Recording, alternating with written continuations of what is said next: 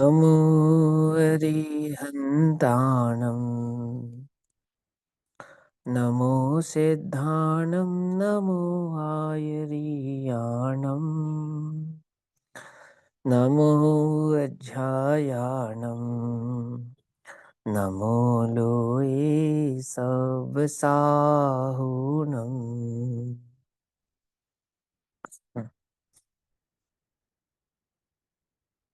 मङ्गलं भगवान् वीरो मङ्गलं गौतमो मङ्गलं कुन्दकुन्दार्द्यो जैनधर्मोऽस्तु मङ्गलम्।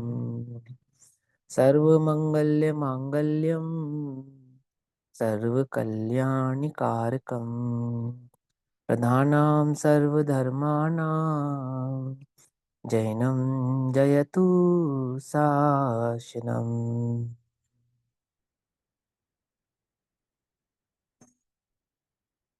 सर्वव्यापीकचिद्रूप स्वरूपाय परात्मने स्वोपलब्धि प्रसिद्धाय ज्ञानानादात्मने नमः।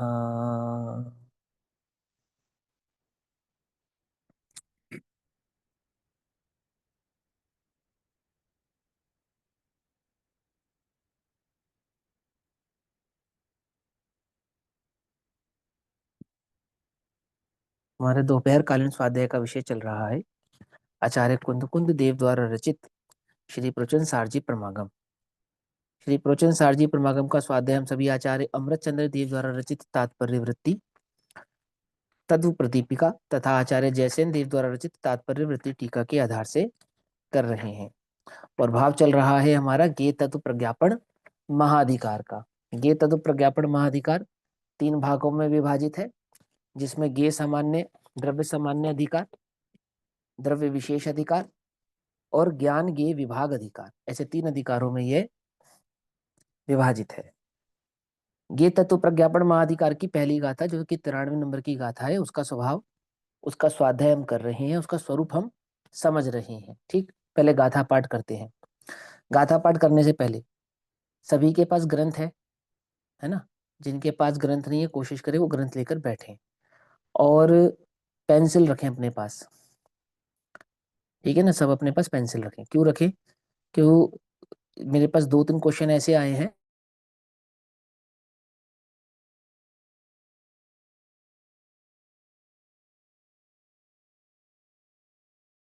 जिससे कि आपको ये समझ में आए कि अगर आप स्वयं भी स्वाध्याय करते हैं या पढ़ते हैं तो अच्छे से आप उसका भाव पकड़ सके और समझ सके। ठीक, पहले गाथा पाठ पढ़ेंगे। पेज नंबर 234, 234 नंबर का पेज है। 93 नंबर की गाथा है ततु प्रदीपिका। अथौ खलु दव्वमौ दौवाणी गुणपज्ञानि भणिदानि तेहिं पूर्णोपज्जाया पज्जय मूढ़ा ही पर समया। सब पदार्थ हैं द्रव्य रूप अरु द्रव्य गुणात्मक कहे गए। द्रव्य गुणों से पर्याय पर्याय मूढ़ पर समय अरे। द्रव्य और गुणों से पर्याय होती है, पर्याय मूढ़ ही पर समय होता है। सभी पदार्थ जो होते हैं वो द्रव्यात्मक, गुणात्मक तथा पर्यायात्मक होते हैं। ठीक, अब पेज नंबर 236, 236 नंबर का पेज आ जाइए। अब यहाँ पूर्वोक्त कथन दृष्टांत से दृढ़ करते हैं, यहाँ से, है ना? तो दृष्टांत पढ़ने से पहले थोड़ा सा ओवरलुक समझते हैं, इसका ओवरव्यू पहले।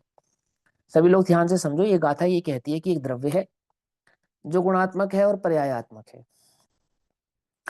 द्रव्य और गुणों को कहते हैं विस्तार सामान्य, ठीक, और पर्याय को कहते हैं आयत सामान्य। ठीक, अब पहले इसमें एक बदलाव करते हैं। आयत का कल मैंने एक उदाहरण दिया आयात और निर्यात से, है ना? अगर वो उदाहरण नहीं समझ में आता हो तो उसको ड्रॉप कर दीजिए, है ना? वो समझने वाली बात नहीं है, उसको छोड़ दीजिए जिस बात से आपको समझ में ना आए, है ना? और एक ऑब्जेक्शन, ऑब्लिगेशन कहो या ऑब्जेक्शन कहो कि आयत है आयात नहीं है, तो आयत ही है आयात नहीं है ना? और इस मेरे उच्चारण की गलती है तो उसमें सुधार हम कर लेते हैं, आयत ना कि आयात। ठीक, अब आयत कहते हैं पर्याय सामान्य को, और द्रव्य और गुण को क्या कहते हैं? द्रव्यात्मक और गुणात्मक भाव को क्या कहते हैं? विस्तार। विस्तार विस्तार। सामान्य। ठीक है ना। अब हम जब शब्द करते हैं विस्तार, तो विस्तार का अर्थ क्या होता है? जो चारों तरफ से बढ़े उसी का नाम विस्तार है। सीधी सी बात है ना। जिसका डायमेंशन चारों ओर से बढ़ता हो उसका नाम विस्तार है। तो द्रव्य का विस्तार यानी कि चारों ओर से ओवरलुक अगर हम समझते हैं, हर सब ओर से द्रव्य को समझते हैं, तो द्रव्य में दो बातें हैं। एक कि वह प्रदेशात्मक है, दूसरा कि वह गुणात्मक है। ठीक है ना। जब हम द्रव्य को विस्तार करेंगे यानी कि फैलाएंगे, तो कितना फैलेगा? कि असंख्यात प्रदेश प्रमाण फैलेगा। ठीक है ना। और उस द्रव्य के असंख्यात प्रदेशों के फैले हुए उस द्रव्य को समझेंगे तो वह अनंत गुणात्मक निकलेगा। वो द्रव्य किस चीज का बना है? अनंत गुणात्मक भावों से वह बना है। गुणों के बिना का द्रव्य होता नहीं है। इसको कहते हैं विस्तार सामान्य। सभी लोग याद कर लो, क्या कहते हैं इसको? विस्तार सामान्य। ये हमें याद होना चाहिए, है ना। ये तो हमारी टिप्स पे बिल्कुल पक्के तरीके से होना चाहिए, नहीं तो हमें आगे की बातें समझ में नहीं आएगी। दूसरा है आयत सामान्य। आयत सामान्य कहते हैं पर्याय विशेष को। ऊपर जब आचार्य देव ने आयत सामान्य कहा तो उन्होंने साधारणतः एक बात कही कि आयत सामान्य लंबाई सहित रचित होने से। लेकिन जब नीचे उसका उदाहरण किया तो वहां पे एक शब्द जोड़ा, दौड़ता हुआ। क्या शब्द जोड़ा? दौड़ता हुआ। तो दौड़ता हुआ कहने का तात्पर्य क्या है वहां पर? कि निरंतर आगे की ओर बढ़ता हुआ। निरंतर आगे की ओर बढ़ता हुआ। पकड़ में आई बात? नहीं पकड़ में? पर्याय का मतलब क्या है? परिणमन। पर्याय का परिणमन कैसा है? निरंतर आगे की ओर परिणमना, यानी कि हमेशा फ्यूचर ही प्रेजेंट बनेगा, पास्ट कभी प्रेजेंट नहीं बनेगा। समझ में? ये बात नहीं समझ में? पर्याय में क्या होगा? फ्यूचर ही प्रेजेंट बनेगा, पास्ट प्रेजेंट नहीं बनेगा, है ना। उसको कहेंगे दौड़ता हुआ, आगे की ओर बढ़ता हुआ। तो दौड़ता हुआ द्रव्य कहाँ जा रहा है? कि दौड़ता हुआ द्रव्य कहीं नहीं जा रहा है, लेकिन वो पर्याय की अपेक्षा से निरंतर परिणमन भाव वाला है। जब वो सिद्धालय में हो जाएगा, पहुंच जाएगा द्रव्य, तब भी कैसा है? कि तब भी दौड़ता हो, यानी कि परिणमन स्वभाव वाला है। परिणमन का तो उस द्रव्य में कभी अभाव होने वाला नहीं है। द्रव्य निरंतर परिणमन स्वभाव या परिणमनशील ही रहता है। और उस परिणमन का नाम है दौड़ता हुआ। मैंने निरंतर आगे की ओर बढ़ता हुआ, अर्थात एक के बाद एक, एक के बाद एक, एक के बाद एक, अनंत भाव से पर्यायों का होना। अनादि अनंत, अनंत भाव से पर्यायों का होना। ठीक, ये तीन बातें समझ में आ गई। अब दूसरी बात, इन तीन बातों से अलग दूसरी बात। ये पहली बात थी द्रव्यात्मक, गुणात्मक और पर्यायात्मक। ये जो पर्याय होती हैं इनमें भेद होते हैं। कौन कौन से भेद होते हैं? द्रव्य पर्याय का भेद होता है और गुण पर्याय का भेद होता है। ठीक। फिर जो द्रव्य पर्याय होती है वो भी दो प्रकार की होती है। समान जाति द्रव्य पर्याय होती है, असमान जाति द्रव्य पर्याय होती है। ठीक। और जो गुण पर्याय होती है वो दो प्रकार की होती है, एक स्वभाव और एक विभाव। आ गई बात समझ में? इतना सा ओवरव्यू सिर्फ एक गाथा की टीका में कहा। अपने को याद हो गया ये बात? कोई मुश्किल तो नहीं है। अब इसका उदाहरण देकर समझाते हैं। इस बात को उदाहरण देकर समझाते हैं। यानी उदाहरण देने का जो तरीका था ना, वो 2000 साल पुराना है। हम भी दृष्टांत दे के बात समझाते हैं। 2000 साल पहले भी दृष्टांत देकर ही समझानी पड़ती थी बात, है ना।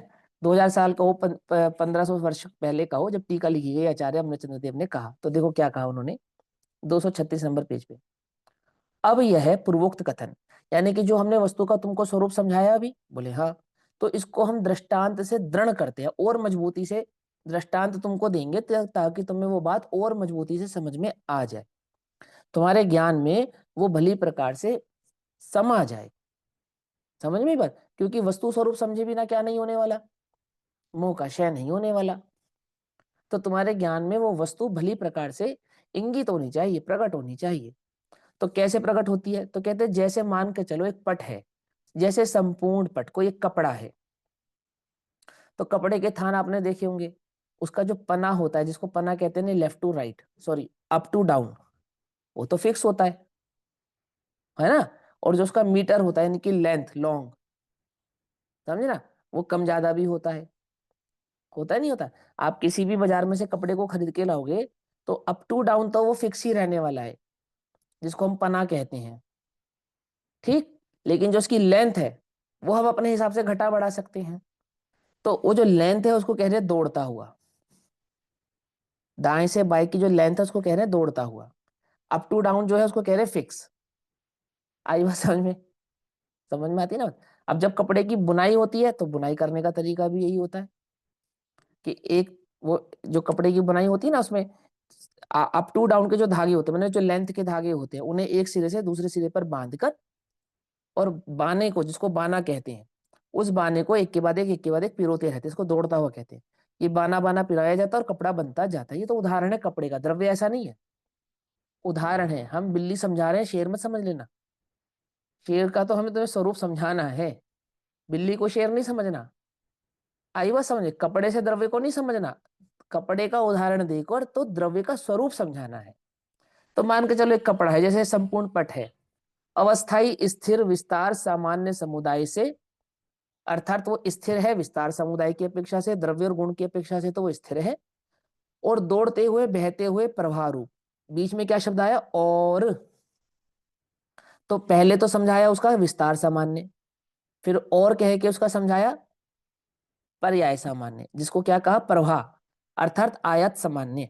तो आयत सामान्य समुदाय से रचित होता हुआ तन्मय ही है। ये बात समझ में आ गई? अब यहां से लेकर तन्मय ही है तक एक नंबर लिख लो ब्रैकेट में डालकर। ये पहला, ये जो पहली लाइन हो गई, ये हो गया पूरा का पूरा दृष्टांत यानी कि सिद्धांत। समझ आई बात? एक लाइन, ये तीन लाइन, ढाई लाइनों में क्या कहा है? सिद्धांत कहा है। कहां से? अब यहां से लेकर तन्मय ही है। इस लाइन का सीधा सीधा अर्थ ये कहा है कि एक द्रव्य है, वह अपने गुणात्मक और पर्यायात्मक भावों से तन्मय रहता है, अर्थात सदैव स्थिर रहता है और दौड़ता रहता है, परिणमन करता रहता है। जैन दर्शन का सबसे मूल सिद्धांत, जो जगत में अन्य किसी को समझ में आता नहीं है, कि भैया तुम स्थिर हो या परिणमनशील हो, कि हम स्थिर रहते हुए परिणमनशील हैं और परिणमते हुए स्थिर है। बोले हमें तुम्हारी बात समझ में आती नहीं है। सिद्ध भगवान स्थिर है या अस्थिर है? बोले द्रव्यात्मक गुणात्मक पर्यायात्मक में द्रव्यात्मक गुणात्मक की अपेक्षा से स्थिर रहते हुए भी पर्यायात्मक भाव से वह निरंतर परिणमनशील ही है। तो परिणमते हुए कहाँ जा रहे हैं? कि परिणमते हुए कहीं नहीं जा रहे हैं। और परिणमन किस प्रकार का हो रहा है? कि वो जो सिद्ध अवस्था है ना, उसी का परिणमन हो रहा है। सिद्ध सिद्ध सिद्ध सिद्ध सिद्ध सिद्ध सिद्ध। बोले ये कोई परिणमन थोड़ी है कि बोले यही परिणमन है, तो तुम उन्हें कूटस्थ मान लो। बोले नहीं, कभी भी परिणमन को छोड़ेगा नहीं। परिणमन का अर्थ है बदलना, पर वो तो बदल के कहीं नहीं जा रहे, सिद्ध से संसार अवस्था में तो नहीं आ रहे, कि नहीं आ रहे तो भी परिणमनशील ही है। आई बात समझ में? अर्थात वे ये बतलाना चाहते हैं कि परिणमन वस्तु का वह स्वभाव है जो कभी वस्तु से अलग होगा नहीं। पर्याय वस्तु का वह स्वभाव है जो वस्तु को कभी छोड़ेगी नहीं। आती है बात समझ में? जिन्हें यह भ्रम है कि पर्याय पर द्रव्य है, वस्तु में होती नहीं है, उन्हें सावधानी से समझना चाहिए कि दृष्टि के विषय में अपेक्षाकृत पर्याय को द्रव्य से भिन्न कहते हैं। वास्तव में पर्याय द्रव्य से कभी भिन्न होती नहीं है। द्रव्य जब भी प्राप्त होगा इस जगत में, कैसा प्राप्त होगा? कि द्रव्य गुण पर्याय भाव से ही प्राप्त होगा। बिना पर्याय बिना गुण का कोई द्रव्य इस जगत में है ही नहीं। जो द्रव्य जहां जिस रूप में जैसा भी है, वो अनंत गुणात्मक और पर्यायात्मक ही है। और वह पर्याय कैसी है? कि दो प्रकार की है, द्रव्य पर्याय और गुण पर्याय। ठीक। और उन गुण पर्यायों के भी दो भेद है, स्वभाव पर्याय और विभाव पर्याय। सिंपल सी बात है। ये टोटल आपका एट अ ग्लांस हो गया इस द्रव्य के स्वरूप का। अब जितना भी जिनागम आप पढ़ोगे वो सिर्फ इतने से ही एरिया के इर्द गिर्द घूमने वाला है। क्या कहा? द्रव्य गुण पर्याय, पर्याय में द्रव्य पर्याय और गुण पर्याय, और गुण पर्याय में स्वभाव पर्याय और विभाव पर्याय, और द्रव्य पर्याय में समान जाति पर्याय और असमान जाति पर्याय। कितनी बातें हो गई? द्रव्य गुण पर्याय, समान जाति पर्याय, असमान जाति पर्याय, एक द्रव्य पर्याय भी जोड़ लेते हैं, स्वभाव पर्याय, विभाव पर्याय, और एक गुण पर्याय भी जोड़ लेते हैं। कितने बने? 9। बस ये 9 चीजों का विश्लेषण है बस, और बाकी कोई चीज नहीं है। किसमें? संपूर्ण द्रव्यान योग में। आई वसन में इस गाथा की इस का में क्या समझा दिया? संपूर्ण द्रव्यान योग का विषय समझा दिया आपको।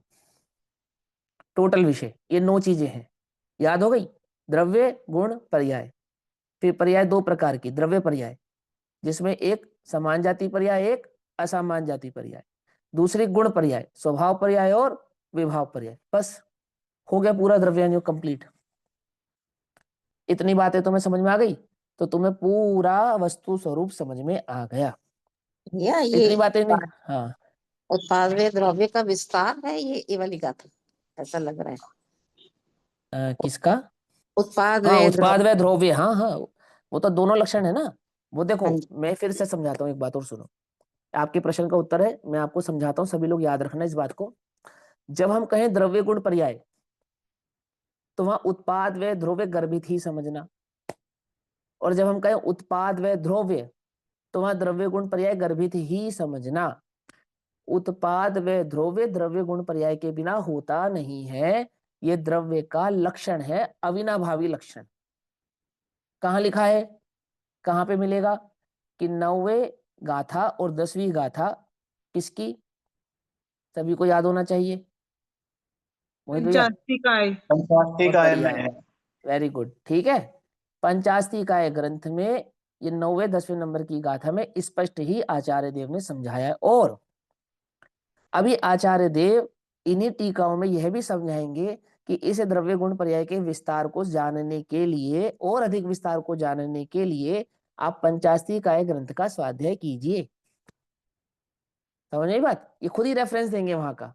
तो उसी के रेफरेंस से हम ये बतला रहे हैं कि कंफ्यूज होने वाली कोई बात नहीं। जब हमने कहा द्रव्य गुण पर्याय, तो उत्पाद व द्रव्य तो गर्भित ही समझना। और जब हम कहें उत्पाद व द्रव्य, तो द्रव्य गुण पर्याय ही उसमें गर्भित समझना। कंप्लीट। चलो अब आगे चलते हैं। तो एक पहली लाइन में क्या समझाया? पहली लाइन में सिद्धांत बतलाया उदाहरण के साथ।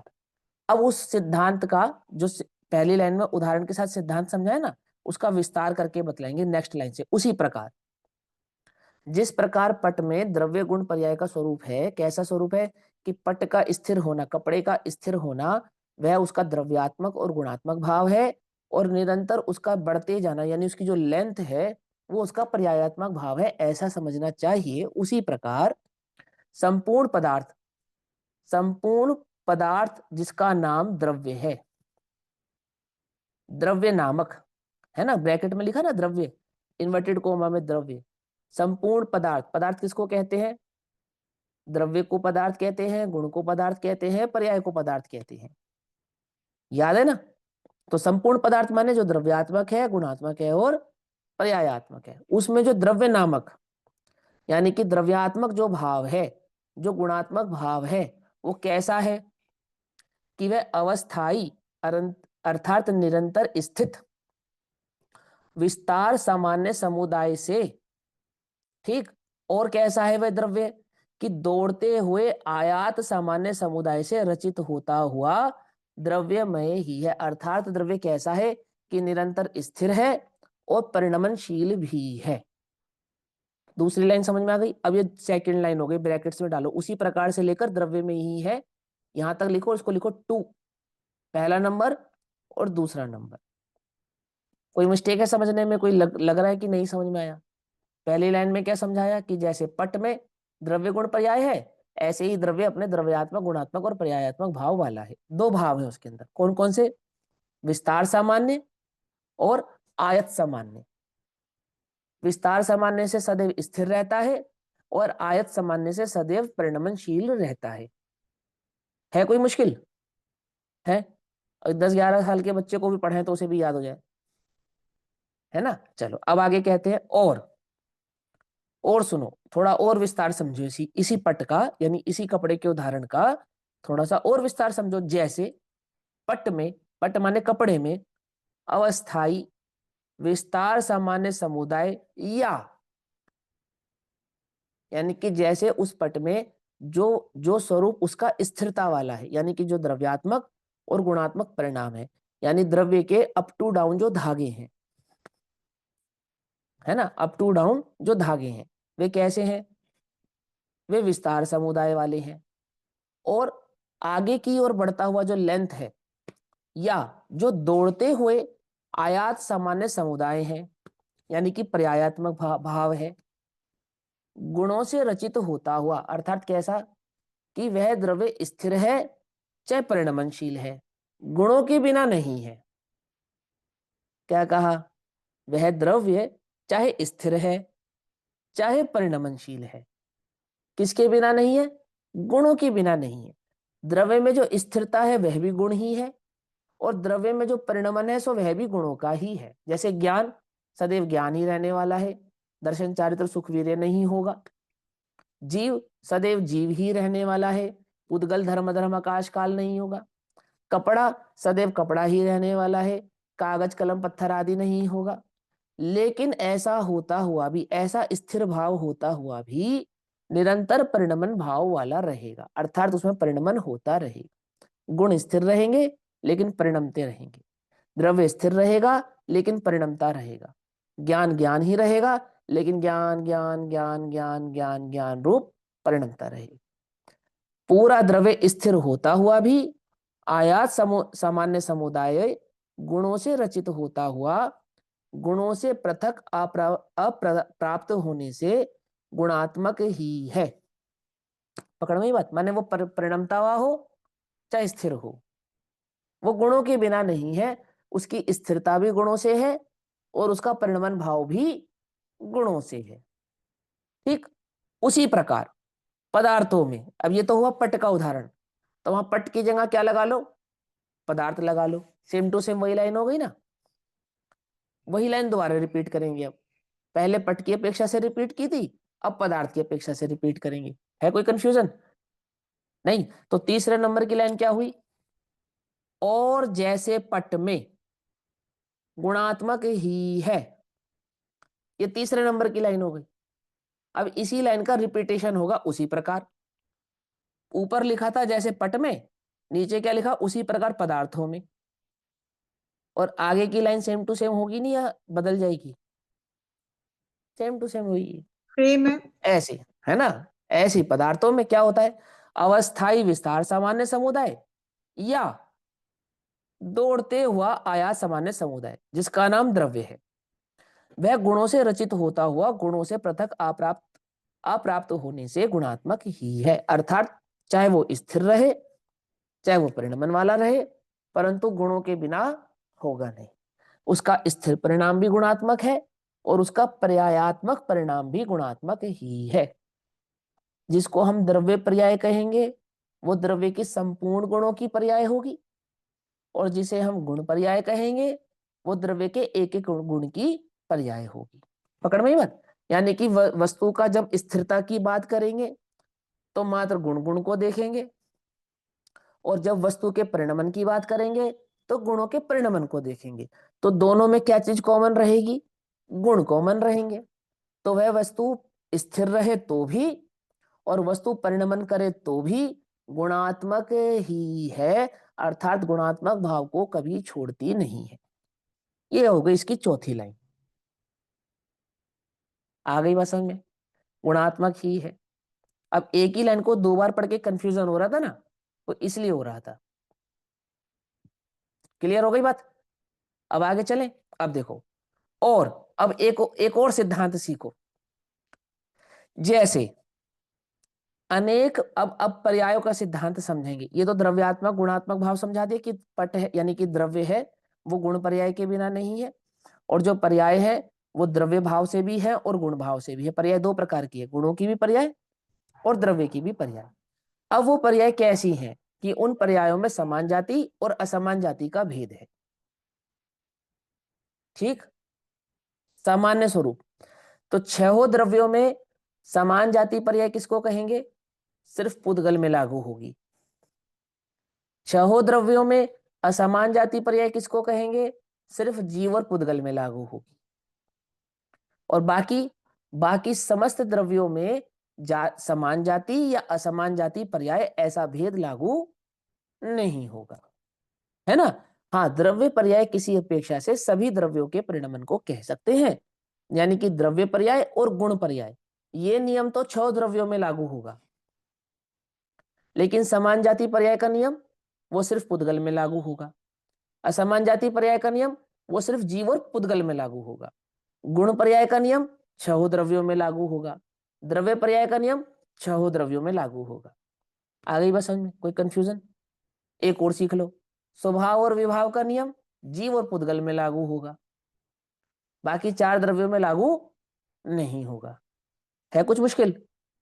नहीं ना? तो यही बात अब यहां समझाएंगे। और जैसे एक बात और सीख लो उसी पट के उदाहरण से, जैसे अनेक पटात्मक अलग अलग प्रकार के कपड़े, लेकिन अलग अलग प्रकार के होने पर भी एक ही जैसे। मानो सूती कपड़ा है, तो 6 रंग का सूती कपड़ा लिया आपने,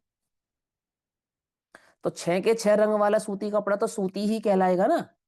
तो सूती कपड़े से सूती कपड़े को जोड़ा, लेकिन दोनों का रंग भिन्न है। फिर अनेक इस प्रकार के 6 प्रकार के सूती कपड़े को एक दूसरे से जोड़कर किसी प्रकार का थैला बना लिया, साड़ी बना ली, कमीज बना ली, कुछ भी बना लिया। तो ये जो कपट की पर्याय है, यह कहलाएगी समान जाति पर्याय। क्या कहलाएगी? समान जाति द्रव्य पर्याय। समझ आई बात? क्या कहलाएगी? समान जाति द्रव्य पर्याय। क्लियर? तो ये उदाहरण देखा देंगे आपको यहां पर। और जैसे अनेक पटात्मक अर्थात एक से अधिक वस्त्रों से निर्मित द्विपटक, त्रिपटिक ऐसे समान जातीय द्रव्य पर्याय हैं। ठीक, उसी प्रकार कपड़ों में समझाया, उसी प्रकार द्रव्य में समझाएंगे। उसी प्रकार अनेक पुद्गलात्मक, द्वि अणुक, त्रिअणुक ऐसी समान जातीय द्रव्य पर्याय है। ये हो गया 5वां नंबर, और से लेकर द्रव्य पर्याय है तक। ठीक, आ गई बस समझ में? समान जातीय द्रव्य पर्याय है। तो क्या समझाया इसके अंदर? जैसे एक ही सूती 5 प्रकार के कपड़ों को जोड़ने से जो भी निर्माण बनेगा वो सूती कपड़े का ही निर्माण कहलाएगा, लेकिन उसमें रंग अलग अलग होने की अपेक्षा से हम उसे द्रव्य पर्याय कहेंगे, समान जाति द्रव्य पर्याय।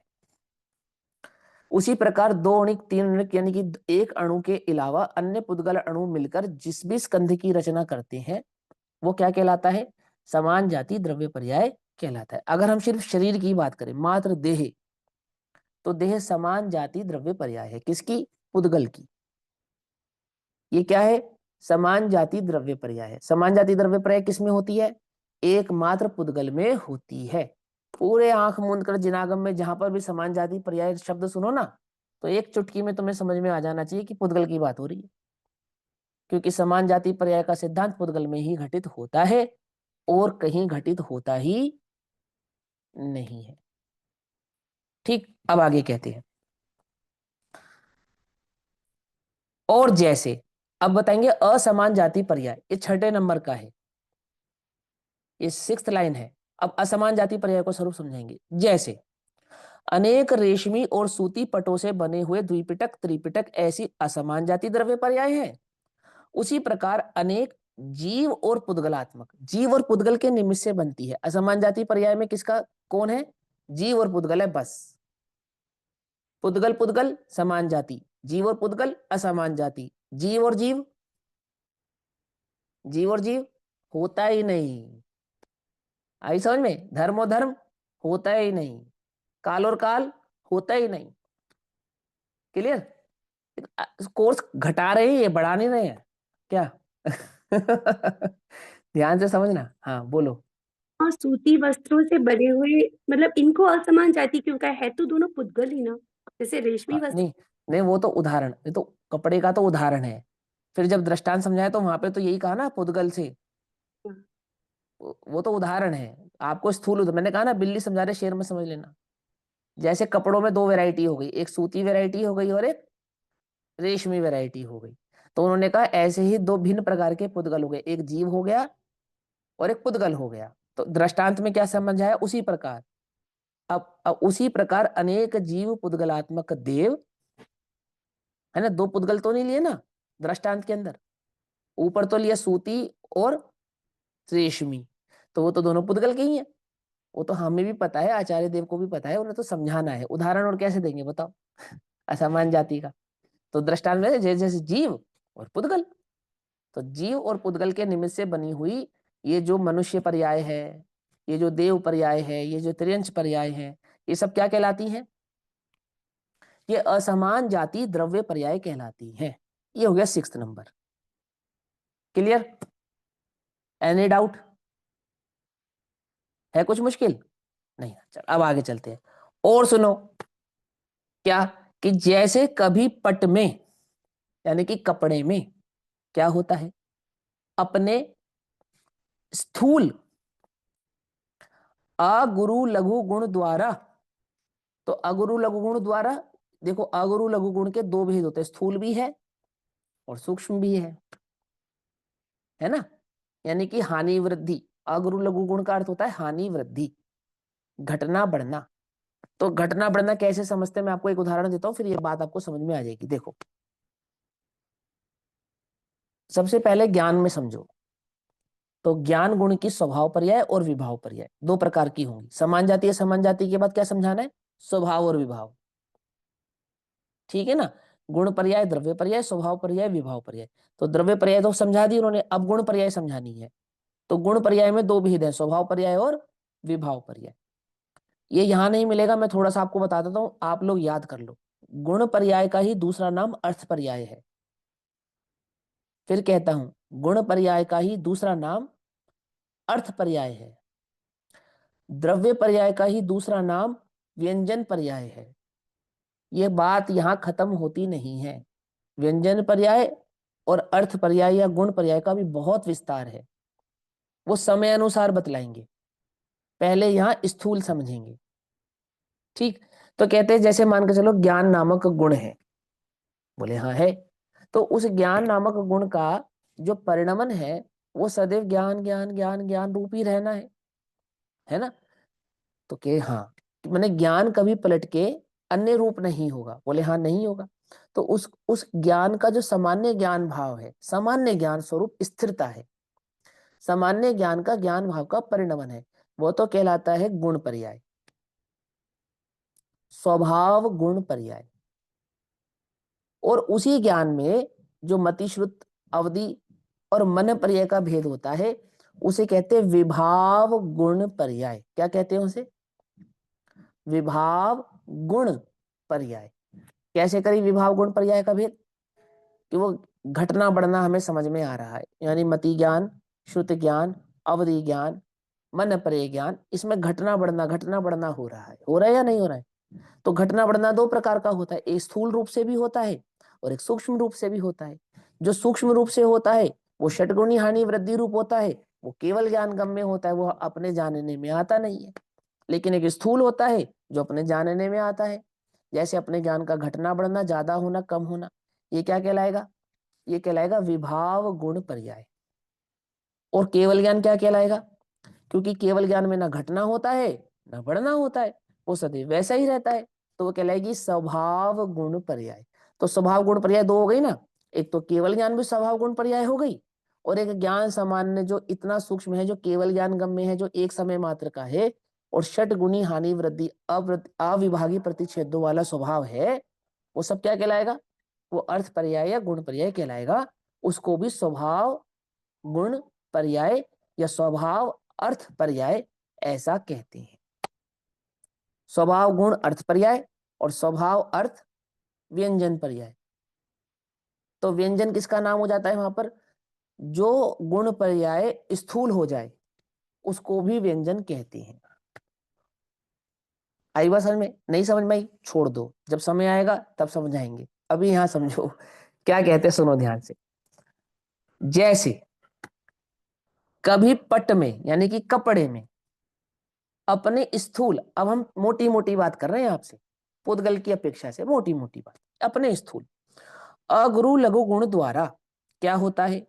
काल कर्म से प्रवर्तमान, यानी कि समय की अपेक्षा से अनेक प्रकार रूप से परिणमित होने के कारण, कई बार धोया है, सुखाया है, पहना है, उसको पहनकर 50 प्रकार के काम किए हैं, तो उसको पड़े में कितने परिणमन हो गए? इतने समय में हो गए, नहीं हो गए? परिणमन के कारण क्या होता है?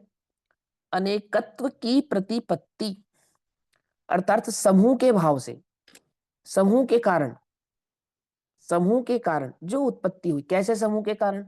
आपने उसको कपड़े को पहनकर खेले कूदे, काम किया, धोया, सुखाया, उसको गंदा हो गया तो कुछ किया, ऐसा ऐसा अनेक प्रकार का कार्य हुआ।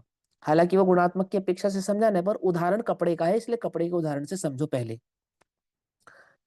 तो क्या होता है कि अनेक प्रकार रूप से परिणमित होने के कारण अनेकत्व की प्रतिपत्ति वह गुणात्मक स्वभाव पर्याय है, यानी कि वो गुण की पर्याय कह रहे हैं। क्या कहते हैं गुणात्मक पर्याय के संदर्भ में? एक कपड़ा है, सफेद रंग का कुर्ता है। अब काल कर्म से उस सफेद रंग के कुर्ते के साथ बहुत प्रकार का कार्य हुआ। क्या क्या कार्य हुआ? कि वो गंदा हुआ होगा, आपने पहना होगा, कभी उसमें प्रेस की होगी, कभी बिना प्रेस का रहा होगा, कितनी बार उसको धोया होगा, कभी कुएं के पानी में धोया होगा, कभी नदी के पानी में धोया होगा, कभी साबुन लगाया होगा, ये सब काम उसके साथ हुआ होगा। अच्छा, फिर ये सब होने के बाद क्या हुआ उसके अंदर? कि वो जब कपड़ा नया था और 2-4 साल बाद वो कपड़ा कैसा हो गया? पुराना हो गया। तो बोले वो जो नयापन था वो भी कपड़े के धागों में था, और वो जो पुरानापन हो गया सो वो भी कपड़े के धागों में हुआ। तो उस कपड़े की, जो कपड़ा अपने आप में निजी कपड़ा है, उस कपड़े में जो भी बदलाव आया वो उस कपड़े के गुणों में ही तो आया, कहीं बाहर से तो नहीं आया। मेरी बात समझे ना? तो उस कपड़े का जो निजी परिणमन है, अपना परिणमन है, प्रत्येक धागे का जो परिणमन है, एक एक धागे से जुड़कर वो जो कपड़ा बना है, उस कपड़े में अनेक धागे हैं या नहीं है? उन अनेक धागों में जो परिणमन हुआ, वो नए से पुराने हुए, सफेद से पीले हुए, मजबूत से कच्चे पड़े, वो सब क्या कहलाएंगे? वो उस कपड़े की गुण पर्याय कहलाएगी। पकड़ में आई बात? नहीं पकड़ में? द्रव्य पर्याय क्यों नहीं कहलाएगी? क्योंकि वो दो द्रव्य मिलते तो पर्याय बनती। तो वहां दो द्रव्यों के कारण कपड़े के धागे में कुछ नहीं हुआ, कह रहे कपड़े के धागे का अपना जो निजी परिणमन है, नए से पुराना होना, कच्चे से मजबूत होना, पीले से सफेद होना, आदि आदि, वो क्या कहलाएगा? वो गुण पर्याय कहलाएगा। एक उदाहरण दिया उन्होंने। अब आगे समझाते हैं। उसी प्रकार समस्त द्रव्यों में, सभी द्रव्यों में, छह द्रव्यों में, एक ही बार में समझा देंगे इस बात को, क्योंकि अर्थ पर्यायों का बहुत विशेष वर्णन नहीं है, और अर्थ पर्याय सूक्ष्म होती है, केवल ज्ञानगम में होती है, लेकिन उनका स्वरूप चूंकि आगम में आया है, तो एक लाइन में आया ना, तो एक लाइन में समझा देंगे। जैसे मैंने कल उदाहरण के तौर पे समझाया, धर्म द्रव्य के बारे में कितनी जानकारी है हमें? कि वो गमन करने में सहायी है। इतनी ही जानकारी हमें अर्थ पर्यायों के संदर्भ में मात्र है। क्या? इससे अधिक जानकारी नहीं है। तो उतनी ही जानकारी को यहाँ पे डाला उन्होंने। क्या कहा? उसी प्रकार समस्त द्रव्यों में, ना कि सिर्फ जीव में, जीव में भी, पुद्गल में भी, धर्म में भी, अधर्म में भी, आकाश में भी और काल में भी। ये छह के छह द्रव्य कैसे हैं? इस छह के छह द्रव्य अपने अनंत अनंत गुणों स्वभाव वाले, सबके पास अपने अपने गुण हैं, कोई किसी दूसरे से अपने गुणों को लेता देता नहीं है। जब दो पुद्गल आपस में मिलते हैं तब भी अपने अपने गुणों वाले ही रहते हैं, एक दूसरे को अपने गुण लेते देते नहीं है। जीव और पुद्गल तो अपने गुण किसी को लेते देते नहीं है, लेकिन दो पुद्गल परमाणु भी अपने गुण किसी अन्य पुद्गल को लेते देते नहीं है। तो इस जगत में जितने भी समस्त द्रव्य हैं, कितने द्रव्य हैं? छह द्रव्य। अनंत अनंत।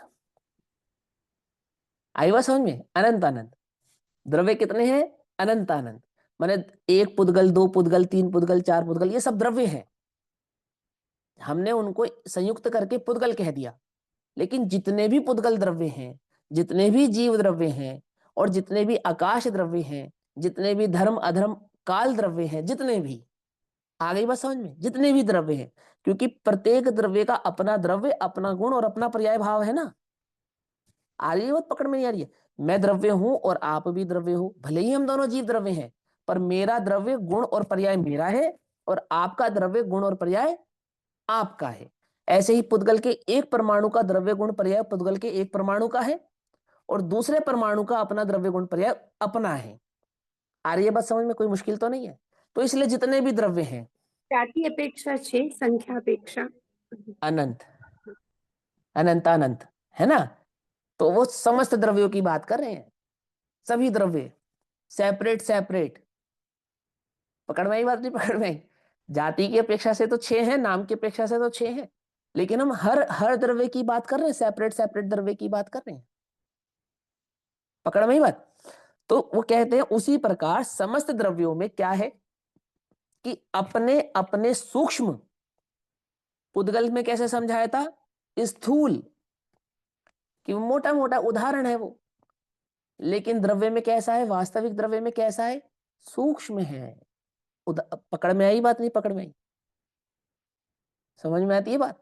देखो, किसी चीज को माइक्रोस्कोप से देखा तो कैसी दिखती है, स्थूल दिखती है, सूक्ष्म दिखती है, स्थूल दिखती है। और वास्तव में कैसी है वो, सूक्ष्म। सूक्ष्म है। तो उदाहरण में जो हमने तुम्हें स्थूल करके बतलाया, उसको थोड़ा सूक्ष्म कर लो द्रव्य के संदर्भ में। आई बात समझ में? हमने उदाहरण दिया ना कपड़े का, तो कपड़े के उदाहरण में हमने तुमको मोटा मोटा समझाया कि जैसे कपड़े में हानि वृद्धि होती है, समझ में आती है? बोले हाँ समझ में आती है। लेकिन कपड़े में हानि वृद्धि जैसी होती है, वैसी हानि वृद्धि द्रव्य में नहीं होती है। कपड़े में तो नया पुरानापन होता है, कपड़े में तो कच्चा मजबूतपना होता है। कपड़े की हानि भी समझ में आती है और वृद्धि भी समझ में आती है। कपड़े की वृद्धि वृद्धि रूप दिखाई देती है, हानि हानि रूप दिखाई देती है। लेकिन क्या द्रव्यों में भी वृद्धि हानि होती है? कि वहां नहीं होती। लेकिन फिर भी हानि वृद्धि का एक सिद्धांत होता है। आती है बात समझ में? जैसे समुद्र में ज्वार भाटा, तो भाटे के समय क्या होता है, समुद्र में घाटा हो जाता है ना? भाटे में घाटा होता है नहीं होता है? घाटा नहीं होता है। और ज्वार में लाभ होता है कि लाभ भी नहीं होता है। लेकिन ज्वार भाटा होता है, माने समुद्र घटता बढ़ता दिखाई देने पर भी घटता बढ़ता नहीं है। जैसे जैन दर्शन के अनुसार तो समुद्र के नीचे बड़े बड़े कुएं बने हैं और उन कुओं में पानी चला जाता है और इसलिए यहाँ से घटता हुआ दिखाई देता है, आगे बढ़ता है। जब आप भूगोल पढ़ोगे तो वहाँ कुएं का सिस्टम समझाएंगे।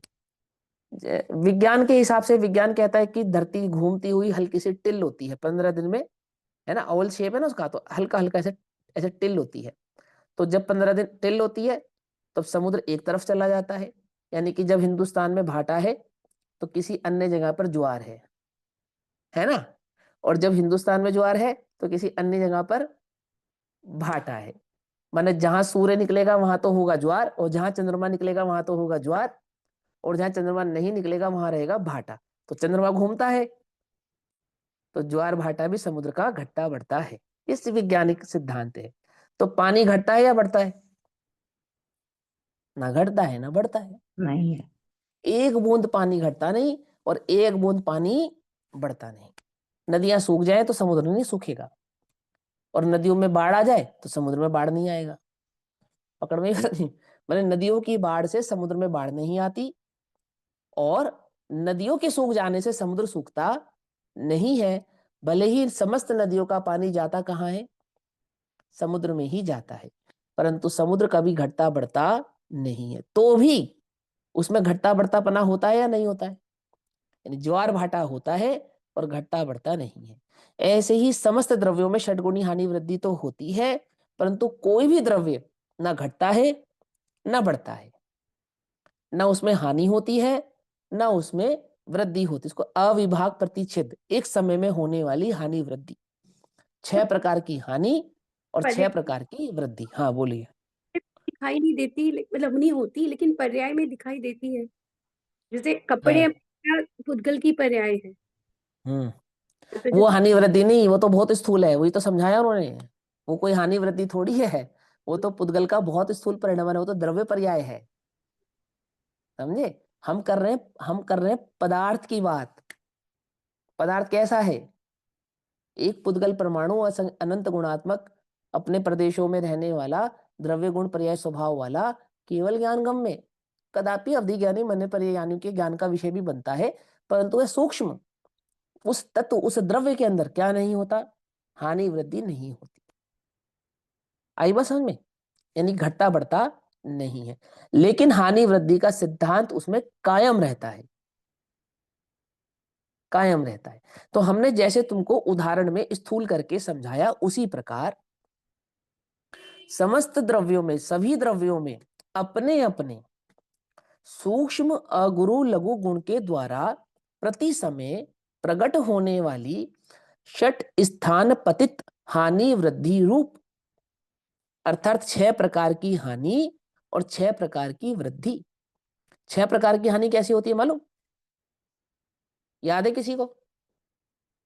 हाँ बोलो, मैं थोड़ी सी भूल रहा हूँ। अनंत, संख्यात अनंतानंत, असंख्यात ऐसे हाँ है ना, हाँ ना, संख्यात संख्यात, असंख्यात, अनंत, अनंतानंत, ऐसे ऐसे बढ़ता बढ़ता क्रम है 6 प्रकार का। उसी प्रकार पे सेम टू सेम घटता क्रम है, समान है ना, संख्यात, असंख्यात, अनंत, अनंत, है ऐसे करके वो 6 प्रकार का होता है। और एक बार भाग है, फिर गुणी है, फिर गुणी से फिर भाग, मतलब हानि वृद्धि में हाँ, लेकिन वो एक ही समय में घटित होती है। एक ही समय में घटित होती हाँ, और एक समय का दूसरा भेद नहीं होता, ये भी समझो। अब कल्पना कर कर देखो कि जो हानि का समय है वही वृद्धि का समय है। समझे नहीं समझ भाई? हानि का जो काल है वृद्धि का भी वही काल है, और वृद्धि का जो काल है वही हानि का काल है।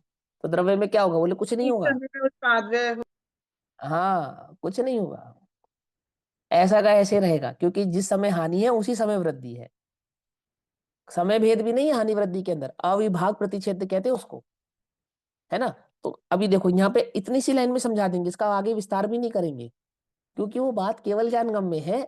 ऐसा वस्तु का स्वरूप है, ऐसा तुम जान लो। तो उन्होंने कहा गुण पर्याय 2 प्रकार की होती है, एक अर्थ मतलब पर्याय। ऐसा कह सकते हैं ना भैया, एक समय हम्म, में जो उत्पाद व्यय हो रहा है तो वो 6 टाइम्स हो रहा है, मतलब उत्पाद 6 टाइम्स हो 6 रहा है, बार, ऐसे हाँ, व्यय और वह भी 6 6 बार बार हो होता रहा है। हाँ, 12 है। टोटल हो जाते हैं, है ना। तो क्या कहते हैं, अब देखो हानि वृद्धि का जो सिद्धांत है ना, षटगुणी हानि वृद्धि का अर्थ पर्याय का, ये हम समय के हिसाब से आगे समझेंगे। अभी तो आप ये समझ लो कि आप सिर्फ याद कर रहे हो, शब्दों को याद कर रहे हो और समझ रहे हो कि क्या क्या है। विस्तार से स्वरूप तो आगे स्वयं समझाएंगे वो, कैसे तत्व का निर्णय किया जाएगा, कैसे तत्व का स्वरूप समझा जाएगा।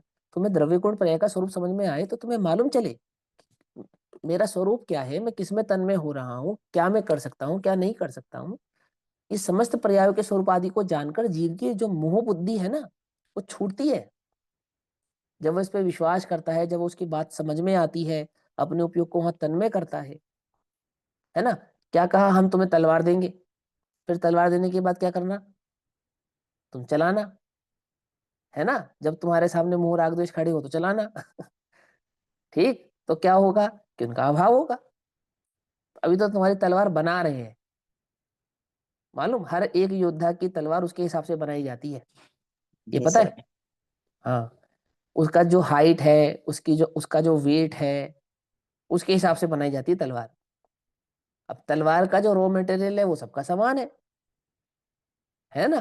तो अभी तो तुम्हारी तलवार बना रहे हैं हम, कि तुम्हारे ज्ञान को शार्प कर रहे हैं, तुम्हें समझा रहे हैं कि कहाँ तुम्हें अपने उपयोग को लगाना है, क्या तुम्हें वस्तु स्वरूप समझ में आना चाहिए, रॉ मटेरियल। ठीक, तो देखो क्या कहते हैं, देखो हलवा बनाते ना, बनाते हलवा तो बनाइए सबने, उसमें स्वाद पहले आता है या खुशबू पहले आती है? खुशबू पहले आती है ना। हाँ, और खाओगे तो क्या होगा कि जरा भी स्वाद आएगा नहीं, खुशबू पहले आती है उसमें। आ रही है बस समय, बस ऐसा ही है ये। अभी खाने का समय नहीं है, अभी बनाने का समय है। इसलिए स्वाद तो तुम्हें बेतुका लग सकता है ना। लेकिन अभी तुम पहले इसकी, इसमें खुशबू आने दो, पहले खुशबू का मजा लो इसकी, उसके बाद इसका स्वाद आएगा। जितना सिकेगा उतनी बढ़िया खुशबू आएगी। और जब सिकना शुरू करते हैं तब कुछ नहीं होता, तब लगता है ये तो आटा आटा सा, इसमें क्या है, कुछ भी नहीं है। तो वो धीरे धीरे धीरे धीरे धीरे खुशबू बढ़ाता है, और फिर बाद में उसमें स्वाद भी आता है ना। ऐसा देखो क्या कहते हैं, षट स्थान पतित हानि वृद्धि रूप अनेकत्व की, अनेकत्व की अर्थात अनेक गुणात्मक की, अनेकत्व की अर्थात प्रत्येक द्रव्य अनंत अनेक गुणात्मक वाला है, अनंत गुणात्मक वाला है। और प्रत्येक गुण में क्या होती है, षट गुणी हानि वृद्धि रूप परिणमन भाव होता है। तो अनेकत्व की अनुभूति, अर्थात उनका जो अपना निजी स्वभाव है। अनुभूति कैसी है कि जिसे मैं ही अनुभव कर सकता हूं, आप नहीं कर सकते। आपकी अनुभूति को आप अनुभव कर सकते हैं, मैं नहीं कर सकता।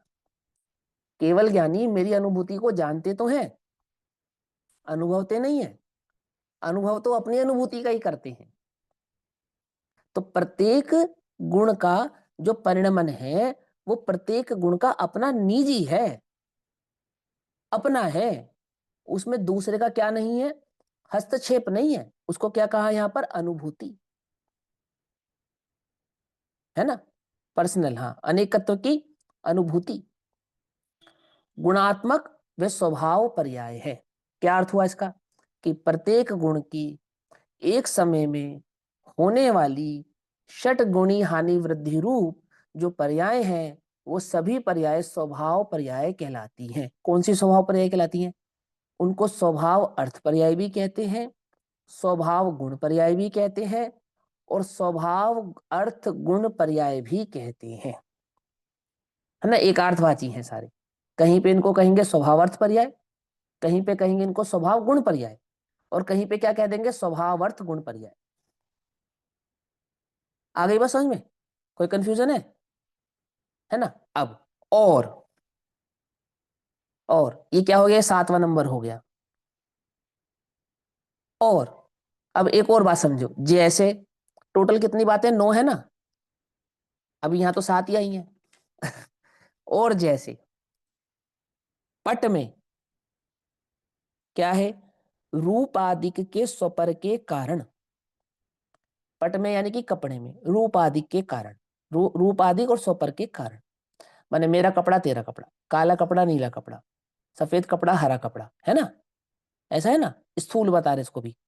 तो जैसे पट में रूप आदिक के स्वपर के कारण प्रवर्तमान पूर्वोत्तर अवस्था में होने वाले तारतम्य के कारण देखने में आने वाले स्वभाव विशेष रूप अनेकत्व की आपत्ति स्व गुणात्मक विभाव पर्याय है।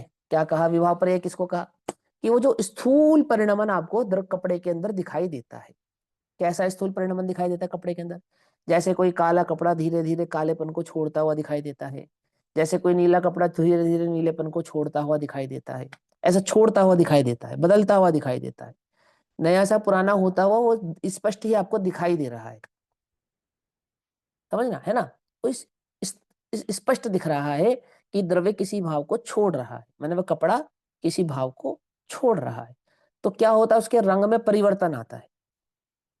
जैसे मैंने कल उदाहरण दिया था आम का, है ना, हरे से पीले की ओर वो बदलता हुआ।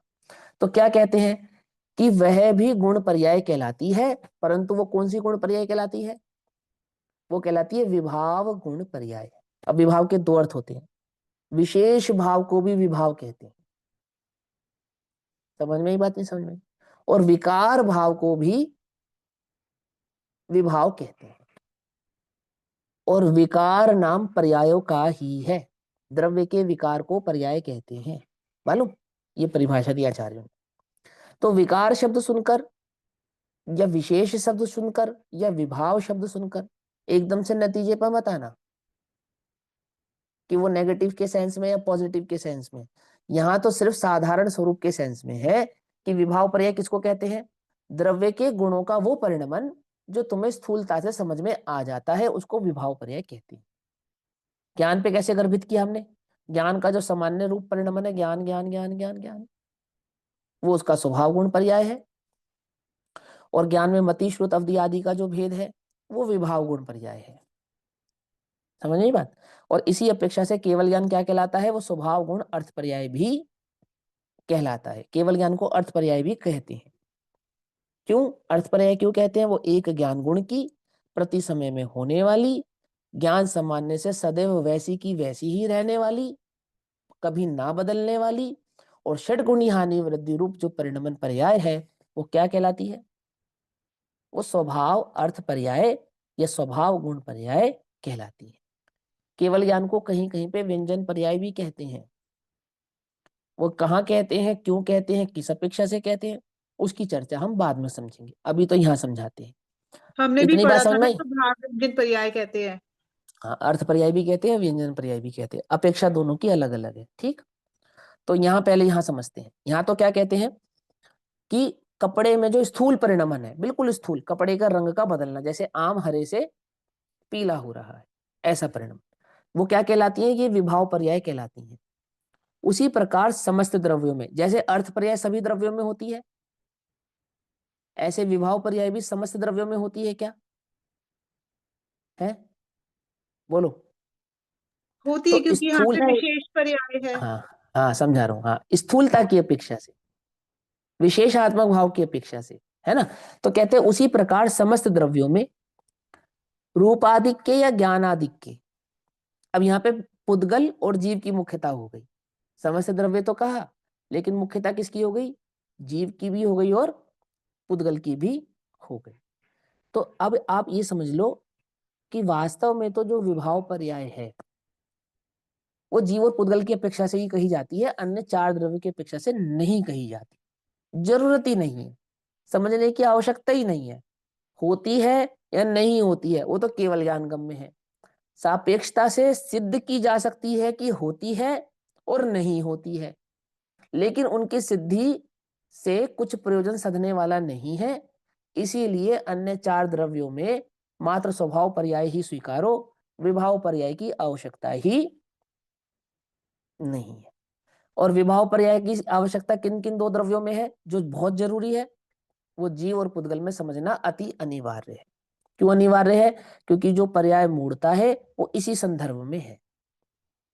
तो अब विभाव पर्याय में दो भेद करे, उन्होंने कहा उसी प्रकार समस्त द्रव्यों में, उन समस्त द्रव्यों में भी मुख्यतः किसकी, रूपादि के या ज्ञान आदि के, यानी जीव और पुद्गल, रूपादि के यानी कि पुद्गल के और ज्ञान आदि के यानी जीव के, स्वपर के कारण यानी जीव और पुद्गल के मिलन के कारण, कभी एक दूसरे के कारण और कभी अपने अपने सापेक्ष भाव के कारण।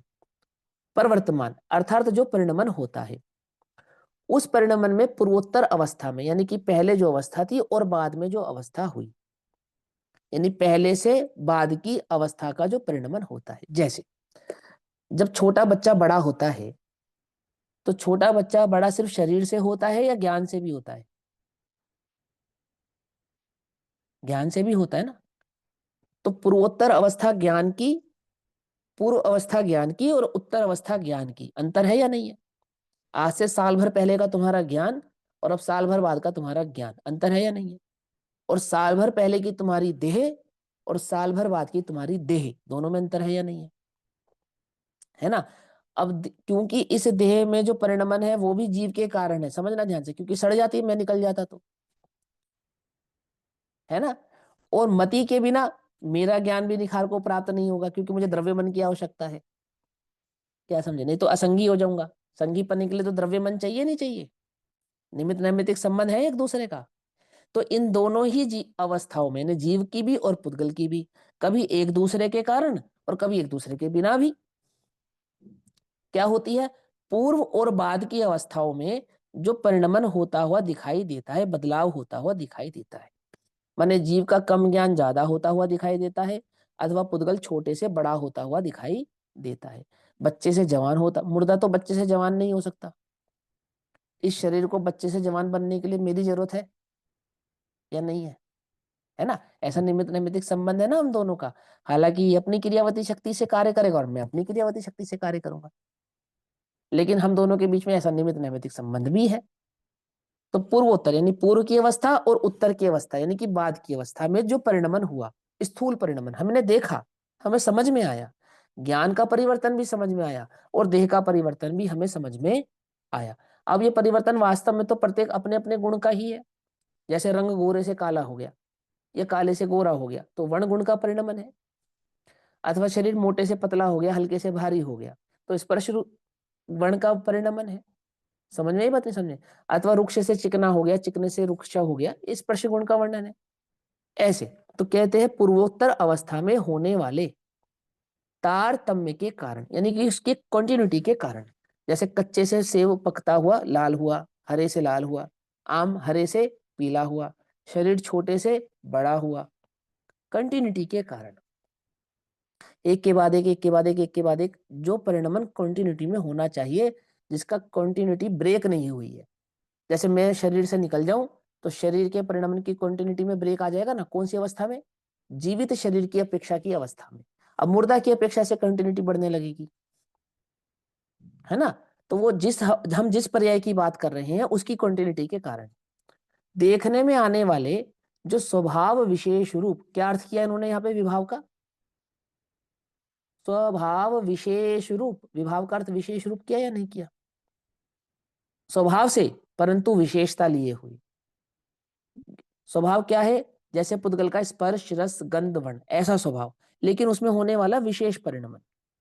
ऐसे ही आत्मा का ज्ञान, दर्शन, सुख, वीर्य, और उसमें होने वाला विशेष परिणमन। विशेष रूप अनेकत्व की आपत्ति सो वह गुणात्मक विभाव पर्याय है, अर्थात वो पर्याय जिसमें हम जीव और पुद्गल में कुछ घटता बढ़ता हुआ देख पा रहे हैं, और वो है तो उनके अपने अपने निजी गुणों का ही, उसमें एक दूसरे का कुछ लेना देना नहीं है। ऐसे गुणों में होने वाला जो विशेष परिणमन है, जो स्थूलता से दृष्टायमान है, अर्थात दिखाई देता है या छद्मस्त जीव के समझ में आता है, उसको हम कहते हैं गुणात्मक विभाव पर्याय, अर्थात गुण विभाव पर्याय।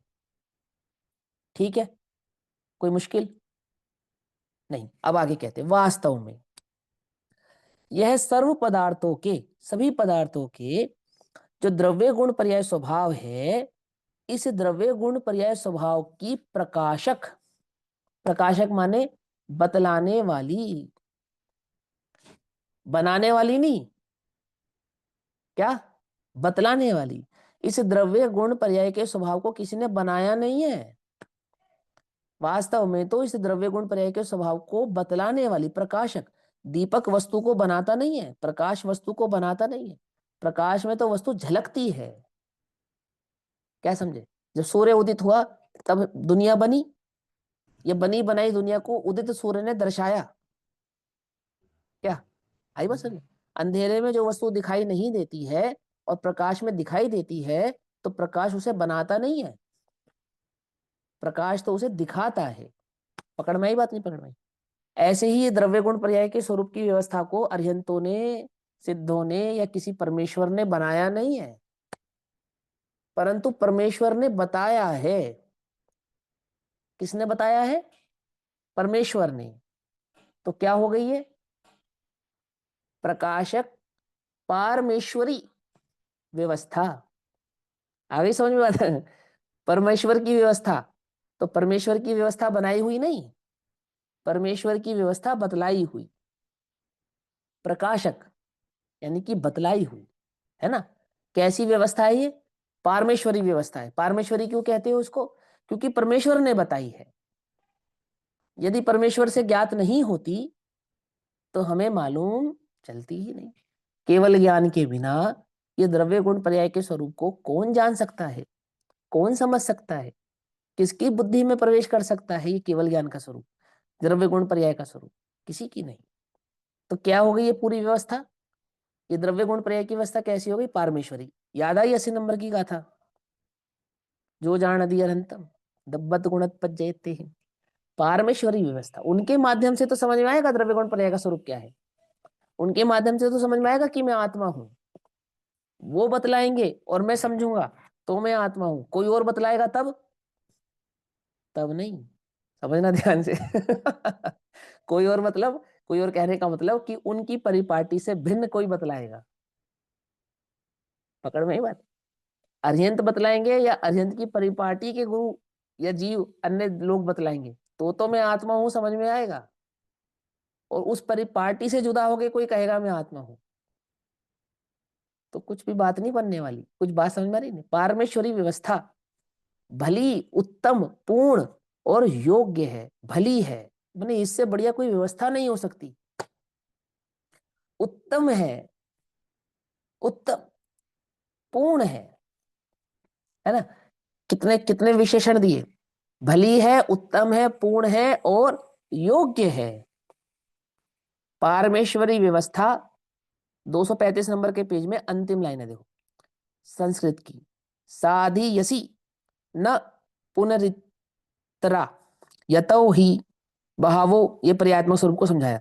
तो यहां के समय यह इहम ही सर्व पदार्था नाम द्रव्य गुण पर्याय स्वभाव प्रकाशिका, है ना? पारमेश्वरी व्यवस्था साधीयसी अर्थात भली, उत्तम, पूर्ण, योग्य है और दूसरी कोई नहीं। क्या समझे? द्रव्य गुण पर्याय का स्वभाव, इससे अलग, इससे अन्य दूसरा कुछ नहीं है।